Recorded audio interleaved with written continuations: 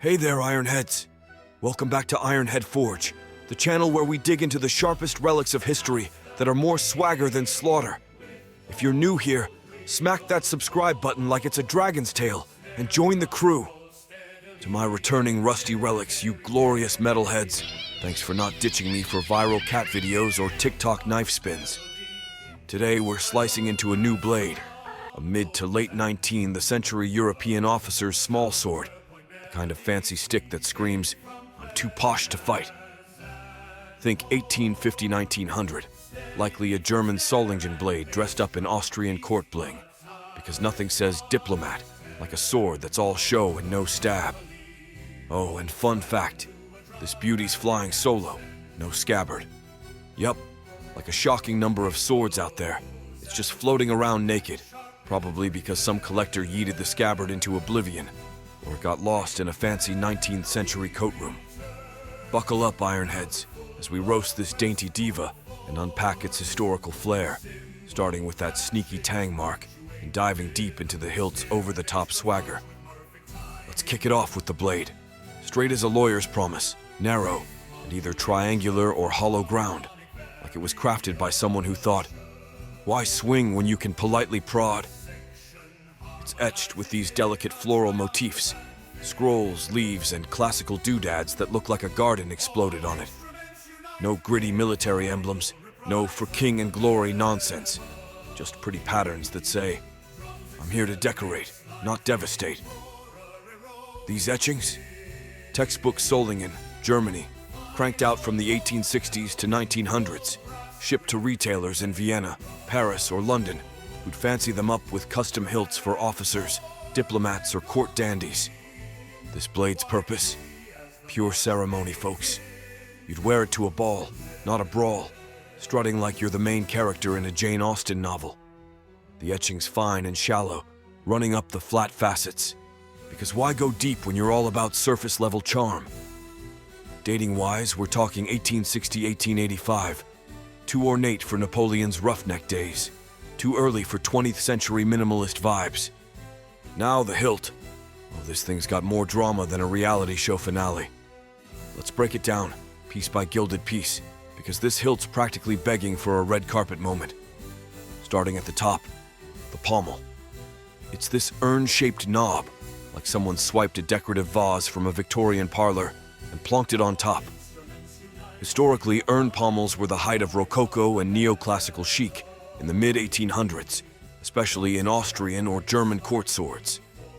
They don't symbolize much beyond "I'm classy AF," channeling ancient Roman vibes without any gladiator energy. Cast in gilded bronze or brass, it shines like a budget chandelier, because why fight when you can dazzle? It's pure ornament, screaming Vienna's love for opulence over utility. Next, the grip scales. Brace yourselves, Ironheads. We've got mother of pearl.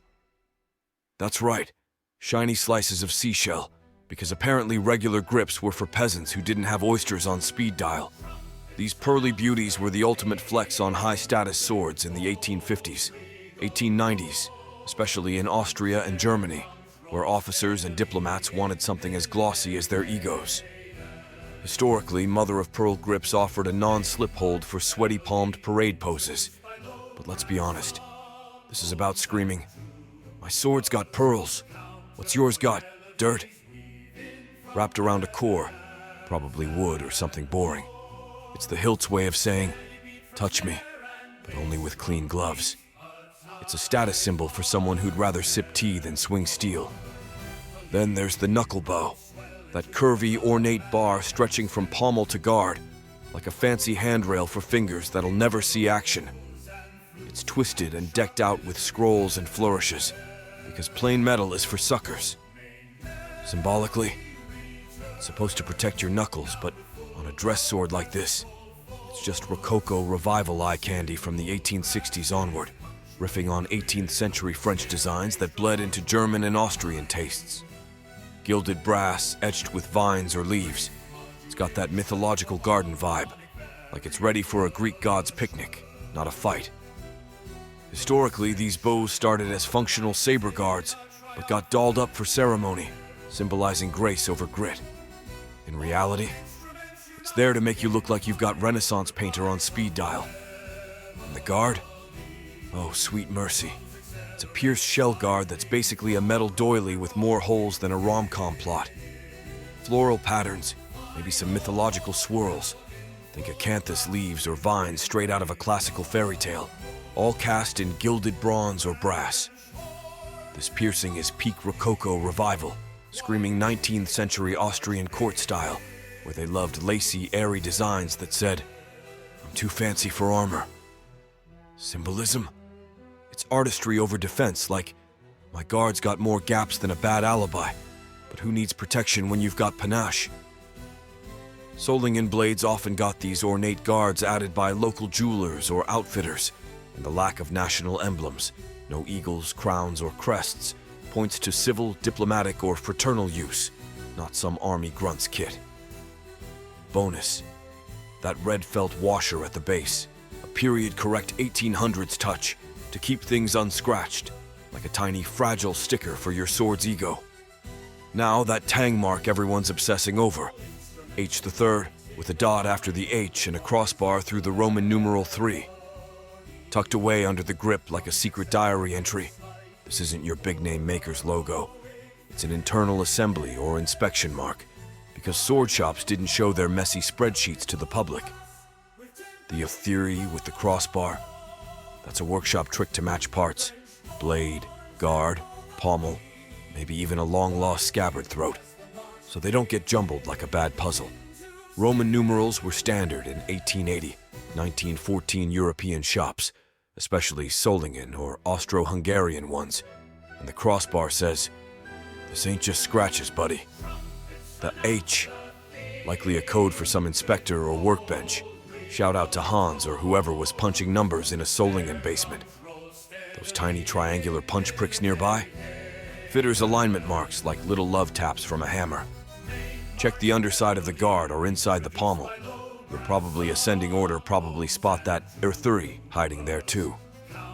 It's all 1860, 1885 Solingen vibes. Too hidden for show, too practical for anything else. Not a regimental tag, not Japanese kanji, just factory paperwork in metal form. Oh, about that missing scabbard? Yeah, this sword's out here living its best life without one, like it forgot its coat at the ball. Why no scabbard? Who knows? Maybe it was pilfered by a collector, lost in a 19th century cloakroom, or sacrificed to the antique gods. It's weirdly common for swords to be scabbardless, floating around like they're too cool for protection. Back in the day, scabbards were steel or leather, custom fitted to the blade, but they'd get separated during moves, sales, or just plain carelessness. No scabbard means no extra weight, but also no way to carry this beauty without looking like you're trying too hard. So, Ironheads, this small sword's a mid-19th century European masterpiece. A Solingen blade etched with florals, wrapped in an Austrian-German Rococo hilt that's all pearls, piercings, and pure attitude. Made for diplomats, officers, or court fancy pants as a status symbol, not a stabber. It's peak 1860 to 1885. Too frilly for war, too early for simplicity. Condition? If it's as pristine as it sounds, it's a collector's holy grail for ornate militaria fans. But what's the vibe? Wall art, or melt it for shiny baubles? Drop your spiciest takes in the comments. Hit it like a roast cut deep. Subscribe for more forged shenanigans, and I'll catch you next time on Ironhead Forge. Stay sharp, Ironheads!